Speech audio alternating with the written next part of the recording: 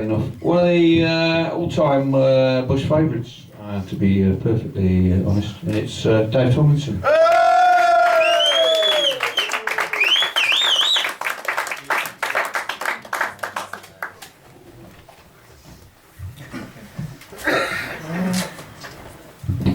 Hello. Hey. There's a bloke in Stoke-on-Trent. I am from Stoke-on-Trent, by the way. Probably should have opened with that. I actually live in a small village that backs onto a monkey forest in Stoke-on-Trent.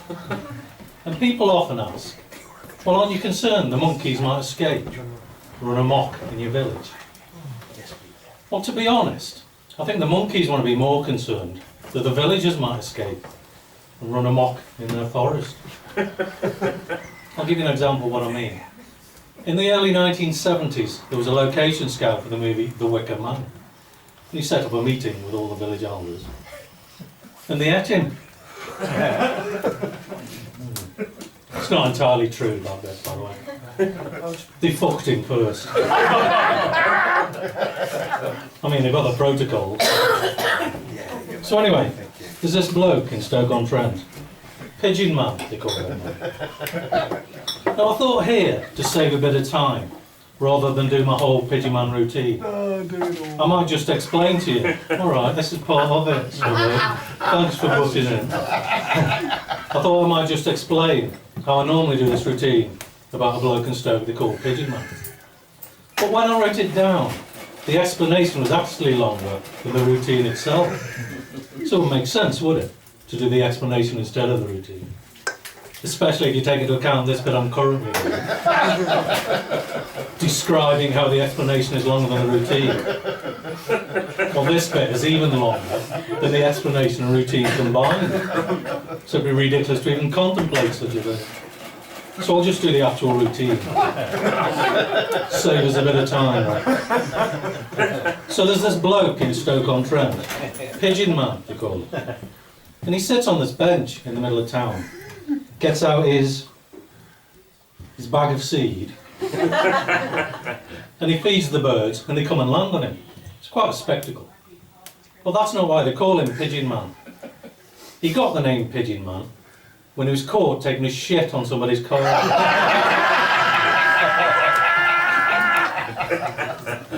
Now I only found out about that bit the day after I lent him my car. Which isn't actually as bad as it sounds, because it wasn't really my car. It was my mate Mickey's. Mickey Two Eyes, we call him. Well, he's got two eyes. Seemed appropriate. Now, I did this Pigeon Man bit in Blackpool once. And as soon as I started, there was a woman on the front row. And she piped up with, "I know Pigeon Man," she says. Turns out she was from Stoke. And I was going to say, well, what are the chances of there being someone from Stoke in Blackpool?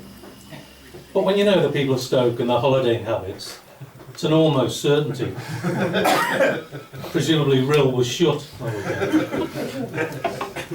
But it turned out she used to be Pigeon Man's mental health nurse. Well, obviously not a very good mental health nurse. She called him Pigeon Man, rather than his actual name, which I think might have been Old Cripple Claw McGraw. Now the reason I think that might be his name is that some kids were shouting at him across the park. And he seemed to get quite excited by that. But then again, he was stood in a bush masturbating. So it might just have been a coincidence then. Now whenever I'm in Blackpool, I don't know about you, but I like to have a go on the old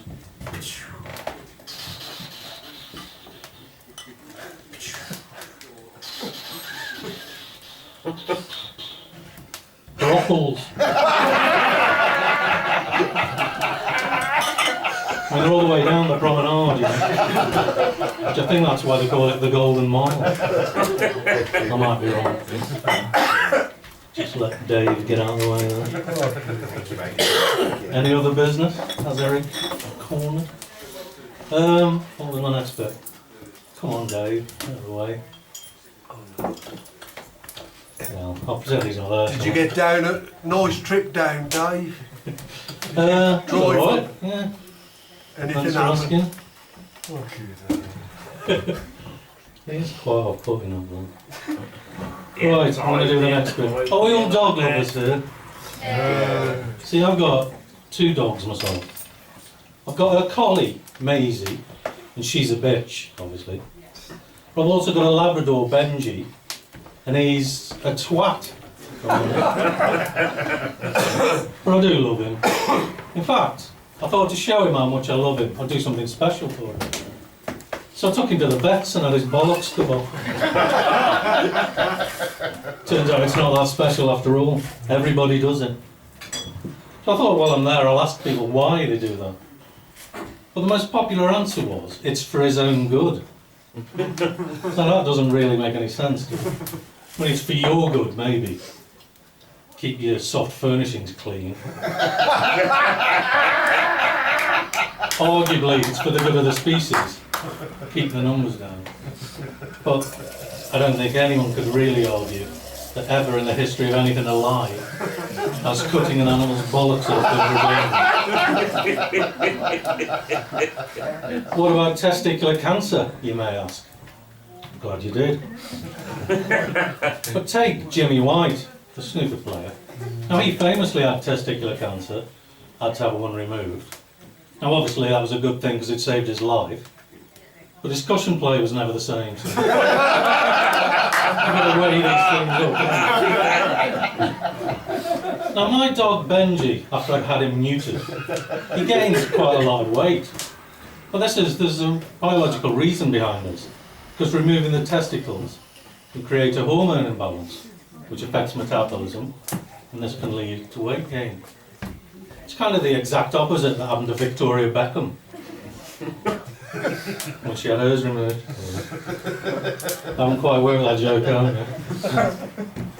But some people believe that paedophiles should be castrated. Yes.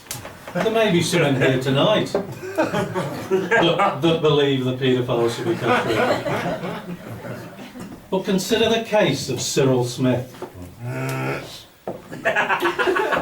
if you don't know who Cyril Smith was, he was a Liberal MP for Rochdale in the 1970s, 1980s, so even in the early 90s.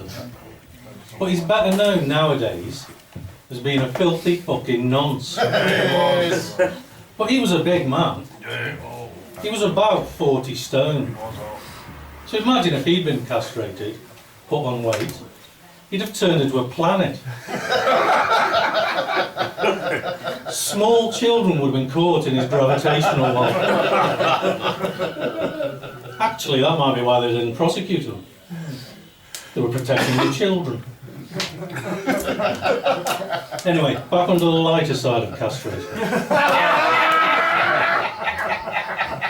They say that dogs are a man's best friend, don't they? Now imagine if you tried to castrate your actual best friend. Picture the scene. You're in the pub, a few beers, a few mates. Come here, Billy. You're my best pal. I love you. Let me show you how much I love you. And you wouldn't stand for it, would you? I know what you're thinking. Dave, you haven't got any mates. Yeah, you're right. But I've got one of the world's largest collections of testicles. Second only to Madonna. No, I nearly actually said used testicles though. A bit weird. I haven't got a punchline for that. I don't think I started my stunt much. I'll do a little bit more. I don't know if you know this about snails, but snails are hermaphrodites. Not literally.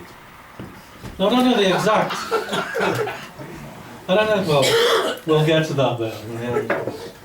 I don't know the exact ins and outs of this, but I believe that one of them will chase the other and fire a dart at it, and this facilitates a hormone transfer. Now that sounds like every Thursday when I used to go to youth club when I was a teenager. But it got me thinking. Oh no, hang on. I haven't got to that bit yet. It got me thinking about that old saying, you are what you eat, though. Because French people eat snails, don't they? So if you are what you eat, and French people eat snails, and snails are hermaphrodites, does that mean that French people can go and fuck themselves. I didn't make the rules. And that's not racist, anyway. Well, I can't be racist. One of my ex-wives was French. Well, she can certainly go and fuck herself. Anyway, thank you for listening. It's been great.